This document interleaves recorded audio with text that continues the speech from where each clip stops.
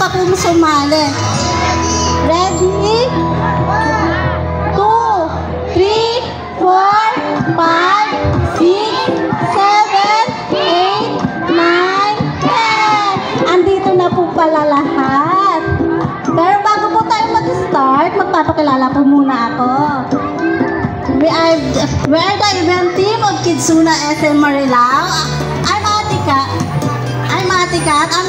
I'm your host today together with Ate Marks. Hi! Okay. Ito po yung gagawin natin ngayon. Ang tawag po dito is Rainbow Sunflower. Ay, kukunin po ni Ate Marks yung mga material na gagamitin po natin. Una, meron po tayong circle. Dalawa po yan ha, kasi yung pagdidikitin nyo po yan. Pangalawa po, anong tawag po dito? Ano po tawag dito? Paper straw. May kasama po siyang double-sided tape. And then, paper strip, colored paper strip. Ito po yung gagawin yung petals ng sunflower.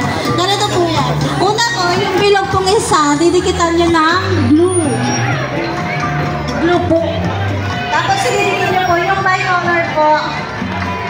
Yung bicolor po siya, dikit-dikit po siya. Pangalawa po, ipopold nyo po siya into 2. Pagkatapos po yan, yung isa naman po bilog, yun po yung didikit. Tapos yung paper straw po, ididikit nyo din po sa gitna, yun po yung magiging tangkay. Ito po yung magiging kalabasan.